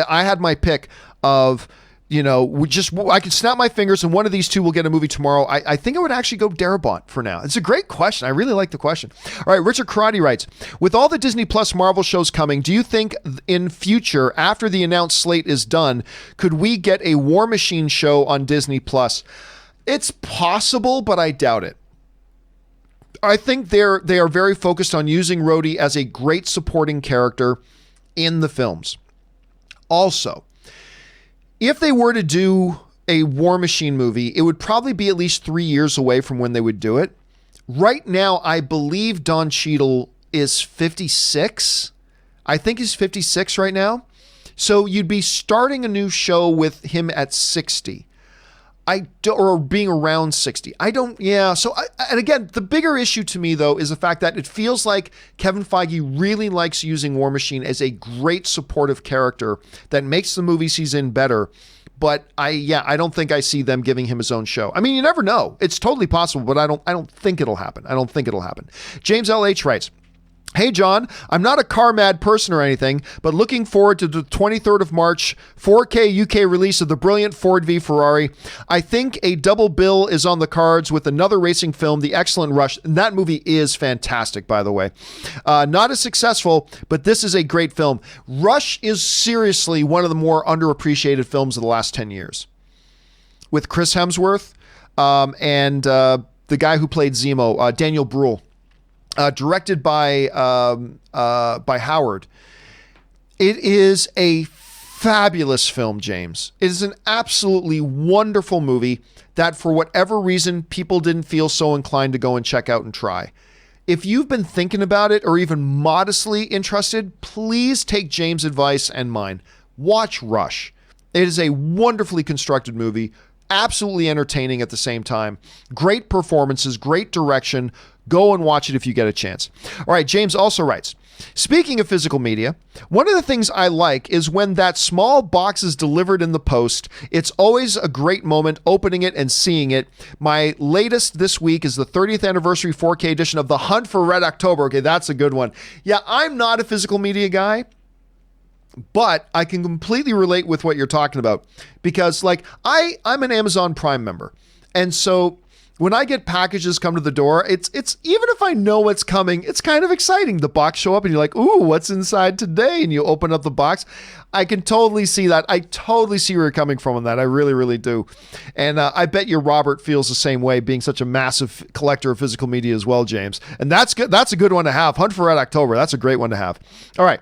Aster Phoenix writes, did you see Christopher Hivju, Tormund on Game of Thrones, has been cast in Witcher? I have not. I like him. I also really think of him more, if I'm thinking of the right guy, I now think of him more, rightly or wrongly, fortunately or unfortunately. Hold on a second, where did that go? I think of him more as there he is, as the guy from the commercials. And for those of you who aren't, this is who we're talking about here. That guy who plays Tormund. He's in those is it Days Inn commercials? Is that what it is? He's in those hotel commercials now that I just think of him in as totally. I love him. I think he's great. I had not heard he'd been cast in The Witcher yet. Sign me up. Sign me up. I'd love to see it. I think that's great news. Thanks for sharing that, man. I didn't know that. All right, Murray Reich writes, despite its terrible reviews, I still wanted to see the rhythm section, but it looks like it's out of all of New York City metro area theaters so soon. Yikes. Yeah. Actually, one of the stories the other day was the fact that I think rhythm section was dropped. I may have my numbers off here a little bit, so forgive me if I'm off a little, but it was roughly around like 96% of the theaters it was playing in, it got dropped from in its third week. Now, again, I might have to be corrected on that actual number, but I think the number was 96%, which sucks because I love her. I think she's great. I love Blake Lively. I think she's wonderful. And I had really high hopes for that movie, but yeah, it's... Ugh. Yeah, I might be off on the number, but I believe I heard it was 96% of its drop rate in just its third week, which is really, really not good. Really not good. Not good in the least. All right, let's move on here. An anonymous viewer writes, what's the difference between the XFL and the NFL? Basically some rules. They have different kickoff rules. By the way, I really like their kickoff rules. I'll go on record right now to say I really like the XFL's kickoff rules. Also, some minor things like in the NFL, when you catch a ball, you have to get both feet down before going out of bounds. In the XFL, you only have to get 1 foot down, which is the same as U.S. college football. Listen, I got to tell you what, I'm kind of digging the different rules in the XFL. I think they still take a little bit getting used to, but I like them more than I thought I would. Han should have died. Just sends in support. Thank you so much, Han. I appreciate that, man. Murray Reich writes, I'm curious to see how they really going to implement this Barney movie into 90 minutes plus. Maybe it's really about the 2019 Toronto Raptors or a secret sequel to Jurassic World 2. Yeah, for those of you who haven't heard, and we have talked about it on the show quite a bit, they are making a Barney the Dinosaur movie, to which the head guy stupidly but infamously said, we are going to subvert the audience's expectations. It's like, what the hell does that mean? Is he going to be on a drug addiction? Or like, I just don't know what they're going to be doing. But yeah, how they stretch that out into a 90-minute movie and what they're actually going to do and how they're going to subvert our expectations, Murray, you and I are just going to have to wait and see because I don't know. It's just a strange sounding situation. It's just strange. Patrick Conway writes, so John and Emily were runner-up for Captain America and Agent Carter. I don't know if John was actually the runner-up, but he was in the running to play Captain America against Chris Evans. That didn't work out. And yes, Emily Blunt, I believe, was originally supposed to play Agent Carter, and then something came up. So, hey, there's more connections to them with the Disney and the MCU, and maybe it'd be an easy transition to make them Mr. and Mrs. Fantastic. Who knows? Nosferatu writes, so that Super Bowl featuring John Krasinski and Chris Evans, Ka-Pak. But he's like, it's got Ka-Pak. I thought that commercial was hilarious. If you haven't seen it, go look it up online. Had a secret meeting. LOL, just, no, clearly no secret meeting, but I'll tell you what, Nosferatu, I got a big, like when the commercial started, I'm like, so it's a joke about the Boston accent? This isn't funny. And then about 10 seconds in, I was laughing hysterically. I thought it was great. And when Krasinski shows up, yeah, I thought it was great. All right. Alexander Kent writes, hearing news of live action Bambi, yeah, we talked about that a few weeks ago, decided to rewatch the 1942 version, nice, and learn about its place in history. Fun fact, nominated in 3 Oscar categories, second Bambi movie is a must watch, no joke. I think live action Bambi will be better than Lion King. Thoughts? I mean, that's completely impossible to say. That's like saying, I'm going to make a movie about that light fixture and it's going to be better than Lion King. Well, maybe it will be. Maybe it won't be. We won't know till you see a script. But I don't know. I mean, like, look, the original animated Lion King is my all-time favorite animated movie. And it just has a better story, I think, than Bambi. So, no, I don't think it would be better than Lion King, but it absolutely could be. It absolutely could be. So it's going to be interesting to see how they execute this and what their overall philosophy and plan is. Is it going to be done the Lion King style where it's all going to be CGI? Will they go a different route with that? Will they do more? I mean, I just don't know enough about it other than that they're talking about they're going to do it. It's going to be so great. Maybe it'll great. Maybe it won't. We'll have to wait and see. But this is a really good idea, Alexander, to go back and watch the original again. That's a good move. All right. Luke1234 writes, thank you for all you do and all the hours upon hours of entertainment. Love listening with some headphones on while I clean or at the gym. Thank you. Oh, thank you so much, Luke. It's always nice when people just want to write in and say something nice. I thank you for that. And believe me, the honor is all ours. Myself, Jonathan, Ray, Aaron and Chris, and obviously Robert, and everybody else who participates and contributes to this channel. Thank you for that, man. A lot of work does get put into these shows, and I thank you for being here and being a part of it and making it all worthwhile. So thanks a lot for that, Luke. All right, Adam K. writes, did you see The Lady and the Tramp 2019? I enjoyed it. I did not, and I wanted to. I made the mistake, though, that when Disney Plus came out, they launched with 2 original movies. Might have been more, but 2 original movies. The 2 original movies they launched with was The Lady and the Tramp, and the other one was Noelle.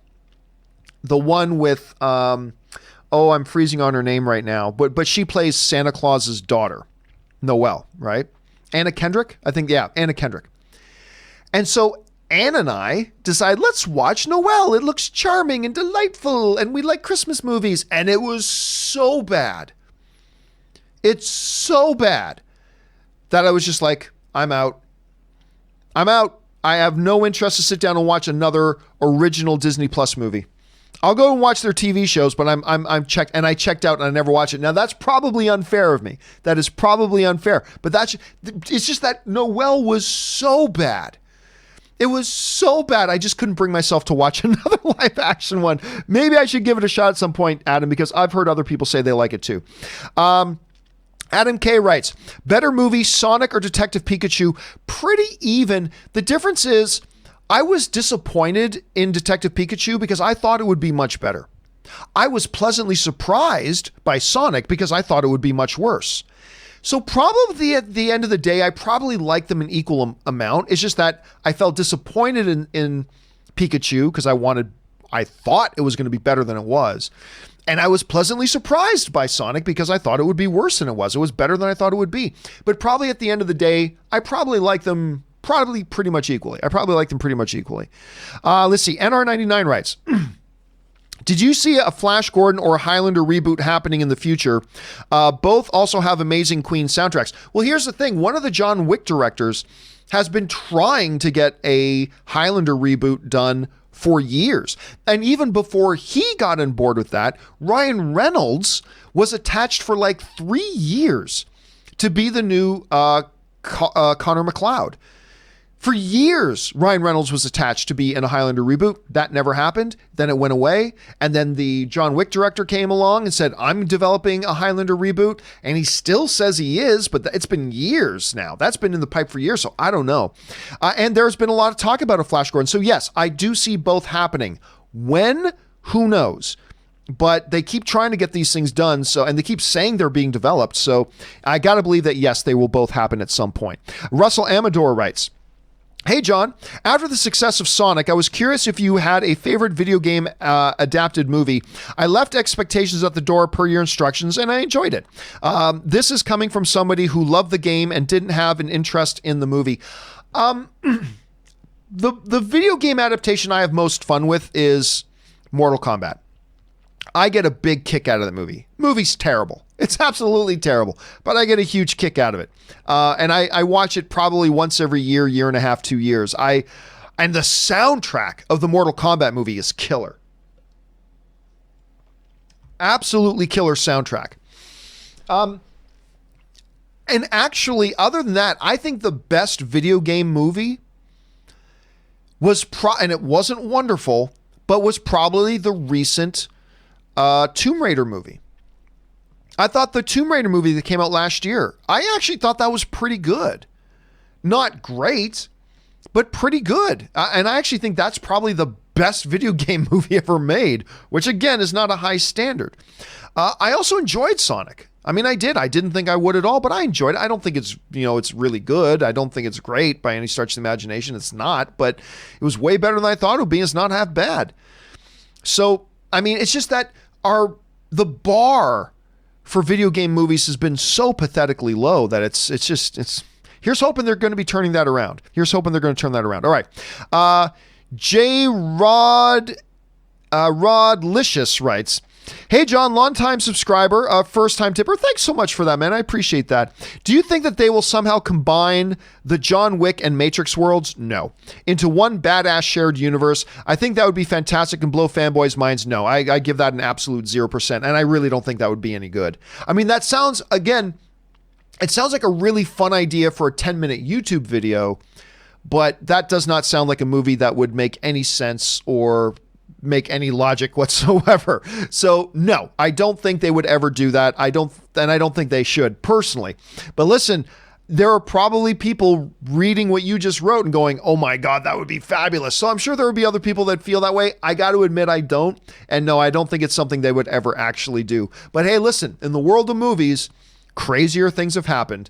But let's see what happens. But I don't think they're ever going to go in that direction. All right, Cody Cord writes, hey, John, your favorite film of 2019 is out now on Blu-ray, Jojo Rabbit. I got my copy.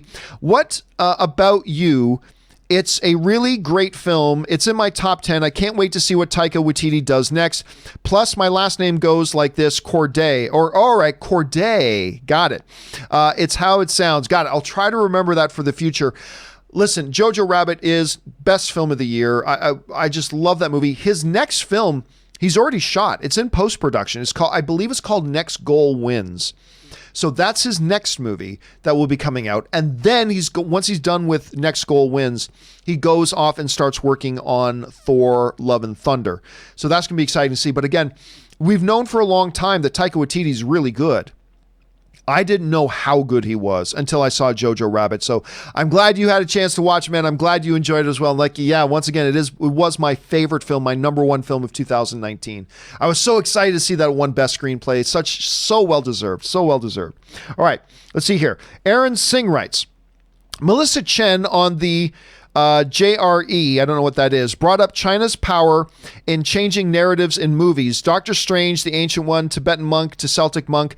Is this fair? I don't know. I don't know what JRE is. I don't know who Melissa Chen is. Maybe I should. And I don't know what the conversation was or what points were that she made. So I can't respond to points that I haven't heard, unfortunately. It sounds interesting, but since I don't know what was said, I can't respond to, I can't possibly say whether I thought what she said was fair or not when I didn't hear what she said. So unfortunately, I can't. It sounds like it sounds fascinating, but I can't give an opinion on something that somebody said when I didn't hear what they said.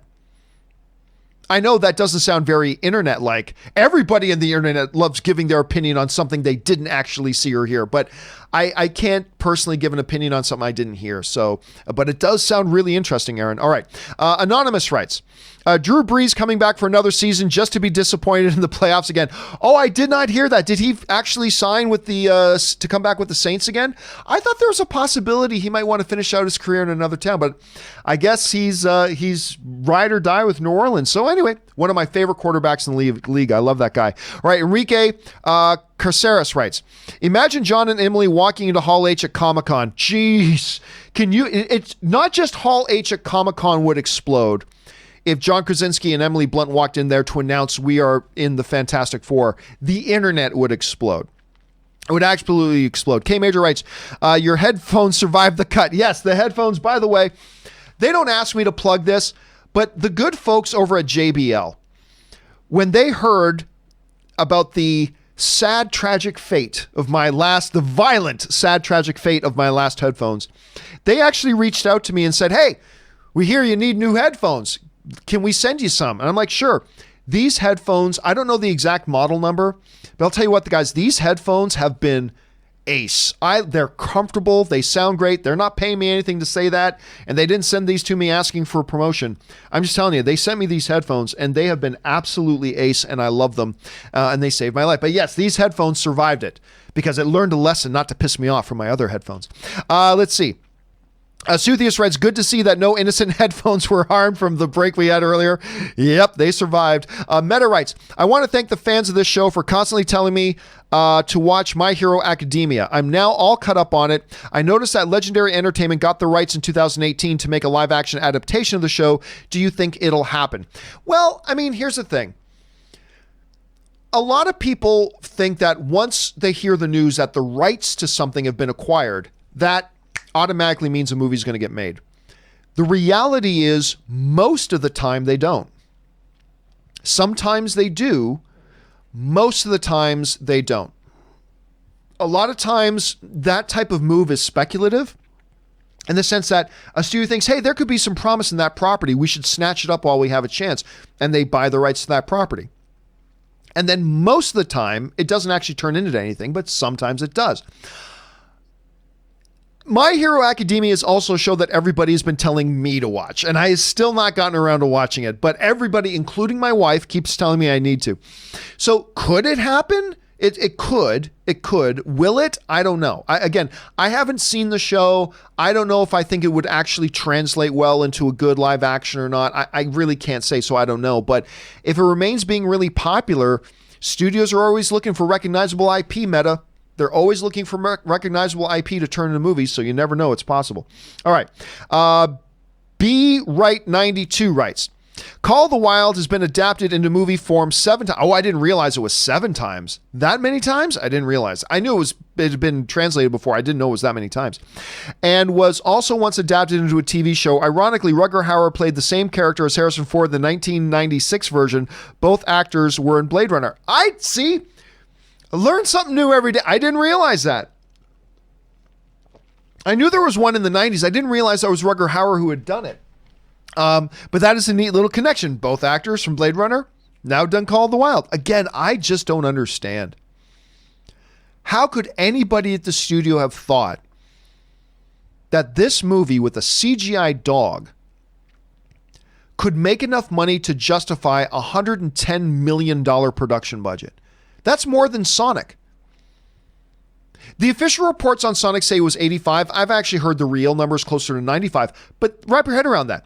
This Call of the Wild movie, they spent more money on it than they spent on Sonic. Think about that. That's crazy. That's insanity. Who greenlit that? For that much money. It's astonishing to me. It's absolutely astonishing to me. Suthius writes, I could see Sam and Bucky co-lead the next team. I don't think so. Bucky cannot be the leader. He simply can't. He has got too much, as Black Widow would say, red in his ledger. Understand he was brainwashed for all those decades and blah, blah, blah. But we just had Captain America Winter Soldier where they realized Bucky had been programmed and he could be set off just like that to go and do murderous things. There's no way in the MCU they could look at Bucky as a leader. I just don't think they can. From what they've done in the MCU, they've kind of made it impossible to do that. And even Sam was really more of the follower. He's a soldier. Like, remember that one scene where he's like, hey, I'm just the soldier. I follow where he goes. You know, that he's a soldier. I don't know if I see him as a leader. But maybe they'll change things up with, Falcon and Winter Soldier. And maybe they'll give us more of that, but I have a hard time seeing that right now. Film Corvelli writes, hey, John, over under 70% Mysterio is still alive at the end of Far From Home. Way under. And will eventually be part of the Sinister Six. I say it's definitely over. I say it's definitely under. Now, I'm not saying 0%. Don't get me wrong. I'm not saying 0%. But I would actually set that over-under number closer to 19%. So if I had to choose over or under at 19%, I'd have a hard time deciding if I should go over or under. But at 70%, I will take the way under. I will take the way, way, way under that. Still possible. But again, I would set that over-under line somewhere around 19%. Phil Corvelli also writes, in my opinion, his fake death is the only one so far that makes sense and should be expected since Mysterio is a master of illusion. Yeah, but the way they did it in the movie, the way the movie handled it, to me, it felt more definitive. He's dead. And his death is setting off what looks like a series of events in the movie. So I don't think so. Again, not impossible. That's why I'm not saying 0%. It's still a good solid 19%, but I think it's way down there around 19. I wouldn't go as high as 70, but hey, never know. It's still possible. We'll have to wait and see. All right. Thanks for sending that in, Phil. I always like talking about and thinking about Spider-Man. All right. Daniel Rahim, and we're past 11 o'clock, so we're going to wrap it up here with these last two guys. Daniel writes, just bought Dr. Sleep on 4K Blu-ray and I love it. I love that movie. If I had to think of a movie that really deserved a much bigger audience than it got this year, it's definitely Dr. Sleep. I mean, there are some others as well, but Dr. Sleep would be right up there. That was a great movie. It's a great movie. I honestly don't know why more people didn't go see it. I thought it was wonderful. Anyway, just bought Dr. Sleep on 4K Blu-ray, and I love it even more than last time. To me, it's the real best movie of last year. It's a shame no one saw it. I believe people are missing out on greatness. Yeah, I don't know that I'd put it in my top 10 films of the year because it was a really stacked year. But I so agree with you, Daniel. It is such a good movie. I was so impressed. It way exceeded my expectations. Ewan McGregor was great. The little girl was great. The story was really great. I was in love with the film, and I really wish more people saw it. So I'm with you on that, Daniel. All right, final question of the day. Sector Forbes writes, been watching you since the AMC days and writing in the first time. Thanks so much for that, Sector. I appreciate that on both counts, my friend. Since you now hopped on the Harley Quinn animated show boat, and that the season finale is this Friday, will you consider doing a spoiler review for the whole series? I don't have time. I wish I did, but I don't have time. And I haven't been, I don't know, maybe a one-shot thing, but not enough people watch it, and I just don't have the time. Like, I'm working on making this movie right now, and we have a big day ahead of ourselves today. We got to shoot 2 different interviews today for the documentary, both with people I'm very excited about interviewing. I'm super stoked about it. Some people you might have heard of, but they're not super big famous, but you may have heard of these 2 people that we're interviewing today. All I know is that I'm a fan of both of these people, so I'm really excited to be interviewing them today for the documentary. Anyway, I don't know. I'll think about it. But again, Sector Forbes, I think the drawback is I don't really have time. And the second thing is I don't know that enough people watch it in order to justify doing a live stream spoiler review for it. Because I think vast majority, I would even doubt as many as 10% of the people who watch my show have probably watched Harley Quinn, which is too bad because I'm trying to get people to watch it because I thought it looked stupid as hell, and now I love it. I just love that show so much. But anyway, it's an interesting idea, Sector. Anyway, guys, that will do it for today's installment of the John Campea Show and all of its technical problems. Thank you so much, guys, for being here and hanging in there with us, as we did have those streaming problems from YouTube side, but we're glad we were able to get through it. Thanks to all of you for making the show a part of your day. It's always an awesome honor that you guys would take part of your day out to hang out with us and the film fan community like this. Special thanks to Robert Meyer Burnett for lending his gloriousness to the show, and an extra special thanks to all of you guys who sent in questions, not just because you gave us great fun things to talk about, but also because you supported the channel while you were doing it. And all of us here, thank you guys very much for that. Don't forget, guys, the John Campea Show returns again tomorrow. Make sure you come back and join us for that as well. Guys, that will do it for me for now. Thanks so much for being here. My name is John Campea, and until next time, my friends, bye-bye.